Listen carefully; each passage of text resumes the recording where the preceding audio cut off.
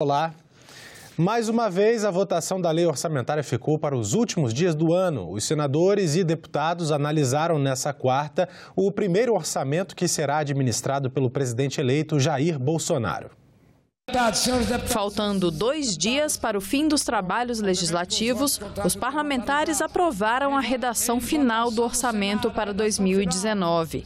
Nem todos concordaram com a íntegra do parecer, mas preferiram dar seu voto favorável do que iniciar o ano sem previsões para as contas públicas. Nós fizemos uma crítica que do relatório geral, 758 bilhões estão destinados, reservados para pagamento de juros da dívida, o que é um absurdo, que nós devemos trabalhar para fazer uma auditoria desta dívida pública. A deficiência que nós temos no orçamento sobre a recompensação da Lei Candir, a compensação da Lei Candir no estado dos exportadores, no estado do Pará, fica prejudicado, já que a gente não tem essa menção no orçamento, alguns cortes acontecendo, porém, pior do que esses cortes é não votar o orçamento, nós temos orçamento para o próximo governo. Presidente, qualquer atitude contra essa votação resultaria em algo pior, porque nós não teríamos orçamento aprovado. Houve um grande esforço de Vossa Excelência, houve um grande esforço do senador Moca, todo mundo tem que reconhecer o trabalho dos que agiram na comissão, e o que temos hoje é o que foi possível nas circunstâncias desse ano de 2018. Pior que isso é não ter orçamento. O texto do orçamento traz alguns parâmetros para o próximo ano, como crescimento do Produto Interno Bruto em 2,5%, inflação de 4,2%, dólar a R$ 3,62, uma taxa de juros média de 7,17% ao ano, o novo salário mínimo que deve chegar a R$ 1.006, além das despesas totais de 3 trilhões e 300 bilhões de reais e a meta fiscal, que ficou em 139 bilhões de reais negativos. Este foi o primeiro em muitos anos em que o Poder Legislativo não reestimou a receita estipulada pelo Executivo. E desta vez, o montante de recursos disponível para que o relator geral atendesse às áreas escolhidas foi o menor da história, 383 milhões de reais. No ano passado, o valor foi de cerca de 3 bilhões e meio de reais. O senador destacou o esforço especial feito para que não houvesse despesas que pudessem atingir as áreas sociais. No Minha Casa Minha Vida foi colocada uma emenda de 100 milhões de reais. No valor da Bolsa Família, nós tiramos das despesas condicionadas aquilo que era de 15 bilhões de reais, ficou apenas menos de 6 bilhões. Vale dizer, o programa Bolsa Família incorporou praticamente 9 bilhões nas despesas livres. Uma outra novidade deste ano foi o aumento de 2 para 6 no número de emendas impositivas por bancada. Metade, obrigatoriamente, teria que ser voltada para saúde, educação e segurança pública. O relator fez uma recomendação para o ano que vem. Na LDO de 2020, além dessas 3, a gente também coloque a área social como uma 4ª emenda impositiva. Isso vai fazer com que o recurso da área social vão aumentar e muito. Talvez nesses últimos 20 anos o Congresso Nacional não tenha feito da forma como determina a Constituição. Estamos entregando, ao próximo governo um orçamento com todas as rubricas e com a oportunidade que teve esse governo, aberta por mim e pelo senador Moca, que era o nosso relator geral aqui, para quê? Para que o governo pudesse fazer as adaptações que entendesse necessário para um novo momento que o Brasil vai viver, com um governo novo que se instala.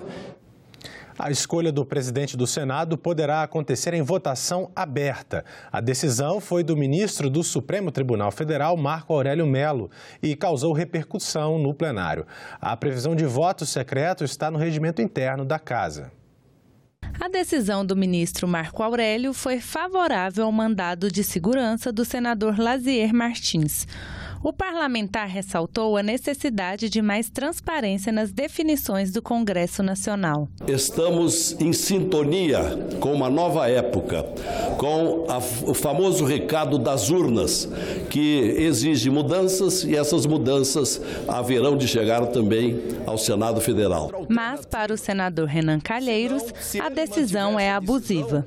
Se o Supremo não entender que precisa, com todo respeito, cassar a decisão do ministro Marco Aurélio, porque é uma interferência no poder legislativo, é muito melhor, senhor presidente, o senhor, quando terminar esse mandato, aproveitar que nós estamos fechando a tampa de uma legislatura que teve muitos problemas, entregar a chave do Congresso Nacional ao ministro Marco Aurélio. Democracia só sobrevive com poderes, com limites, com separação, com independência, com harmonia também.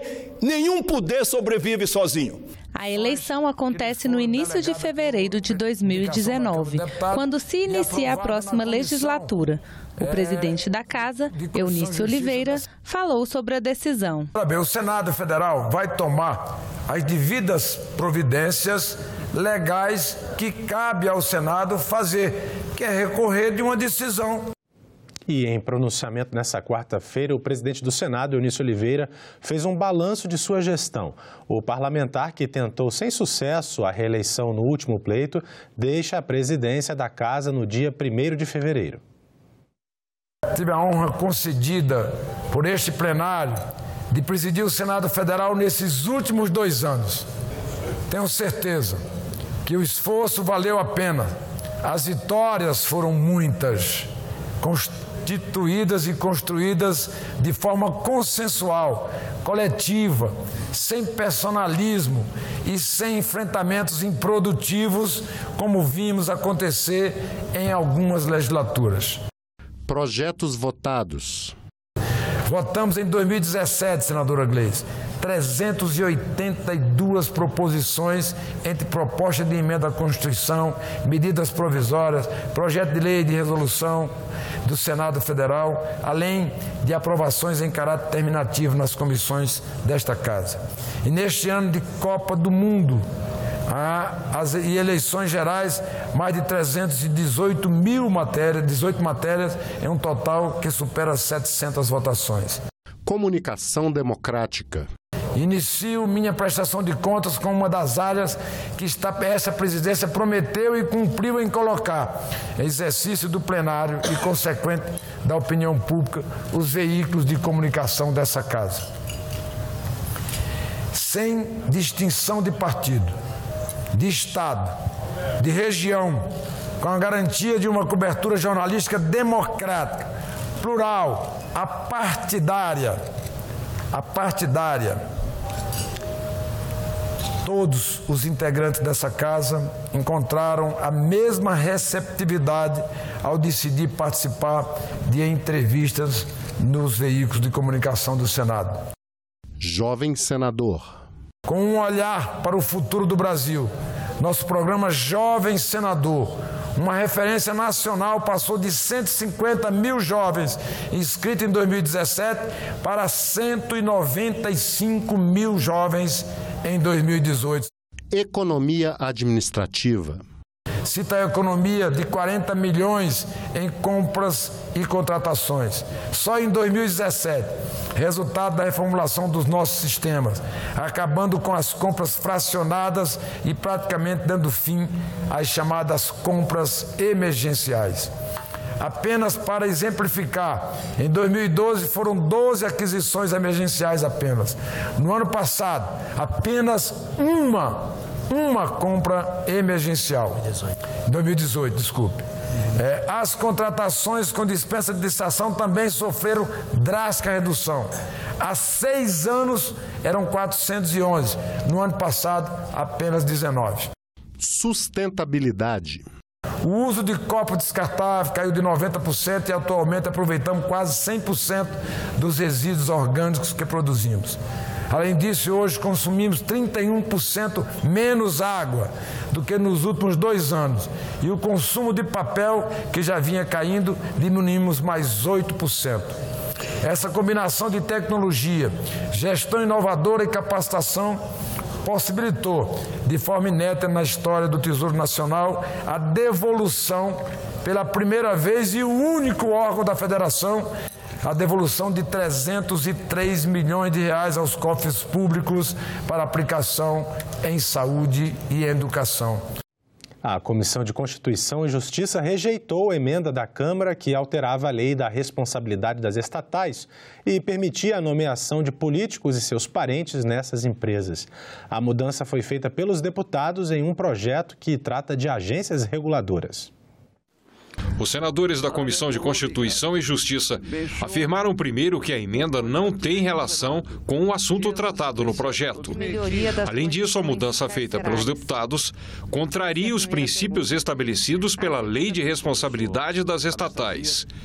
O projeto vai ser analisado pela Comissão de Transparência, Fiscalização e Controle e Governança. Uma das finalidades dessa lei das estatais que aqui debatemos e tornou-se lei foi estabelecer critérios mais rígidos para a nomeação de dirigentes, em busca da maior impessoalidade, eficiência e transparência na atividade dessas empresas. Não é correto nós fazermos uma alteração pontual numa lei que tem menos de 2 anos de vigência, sem ter uma análise mais integrada dos seus efeitos, do seu alcance.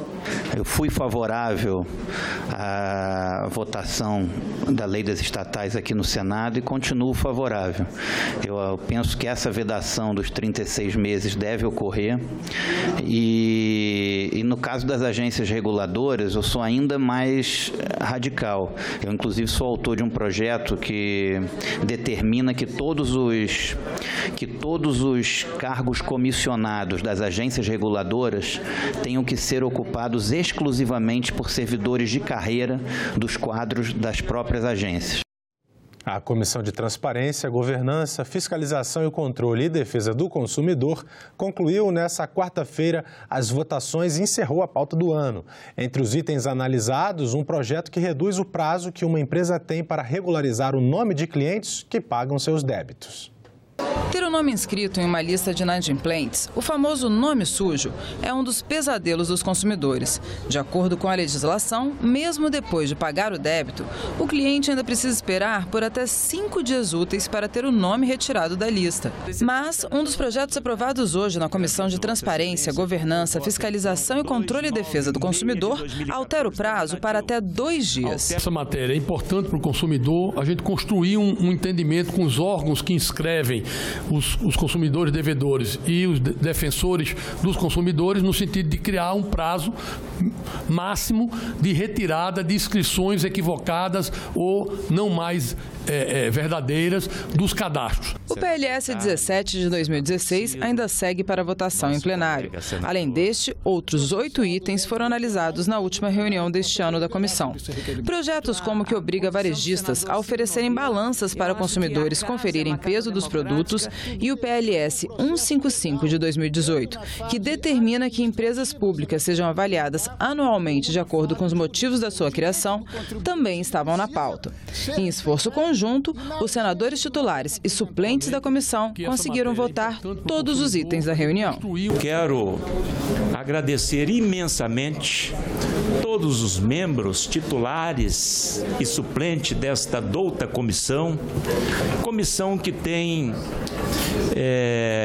uma responsabilidade enorme em favor, principalmente, dos nossos consumidores. Essa comissão que tem a denominação e a atribuição de dar transparência, governança, fiscalização e controle e defesa do consumidor. Portanto, agradeço imensamente. E a pauta está concluída. Agora, as propostas legislativas terão a mesma sigla e o mesmo número, tanto no Senado quanto na Câmara dos Deputados, até quando passarem de uma casa para outra. O novo sistema aumenta a transparência porque facilita o acompanhamento da tramitação pela sociedade. A partir do ano que vem, vai ser mais fácil acompanhar os avanços de um projeto de lei, uma proposta de emenda à Constituição ou um projeto de decreto legislativo. O Senado e a Câmara assinaram nesta quarta-feira um ato que unifica os nomes e as numerações das propostas durante toda a tramitação no Congresso. Até 2018 era muito comum nós termos uma matéria importante em discussão na Câmara dos Deputados que era conhecida na sociedade inteira, na mídia, por um determinado número, né? A PEC 37 ou PL 130. E depois que a Câmara aprovava, ele chegava ao Senado e ganhava um outro número. E de repente toda aquela referência dos parlamentares e que a sociedade como um todo, né, conhecia para denominar aquela matéria, perdia-se. Então não fazia mais sentido, com os sistemas informáticos que temos tão integrados, que a gente mantivesse uma numeração distinta em cada uma das casas. A principal vantagem da gente unificar a numeração dos projetos é que tanto para os parlamentares quanto para os cidadãos em geral, isso vai permitir uma recuperação mais rápida de informação relativa à tramitação das matérias na Câmara e no Senado, notadamente para aquelas matérias que têm tramitação bicameral, a saber, os projetos de lei complementar, as PECs e os projetos de decreto legislativo. Pela nomenclatura atual, existe uma verdadeira sopa de letrinhas. O nome depende de onde o projeto está tramitando, de onde veio a proposta e qual é o tipo de proposta, podendo mudar até 3 vezes até o fim da aprovação ou rejeição final. A partir do ano que vem, haverá apenas 3 siglas, que serão iguais no Senado e na Câmara. A numeração passa a ser anual e também unificada, até o fim da tramitação no Congresso. O novo sistema levou cerca de 7 meses para ficar pronto e passa a valer em fevereiro, quando começa o próximo ano legislativo. Para evitar confusão, as propostas que já estão em tramitação só vão mudar de nome se passarem da Câmara para o Senado ou vice-versa. E aquelas matérias que estão no acervo e que venham a ser aprovadas a partir de 2019, quando mudarem de casa, aí já ganham numeração única. E a partir daí seguem com o novo padrão de numeração.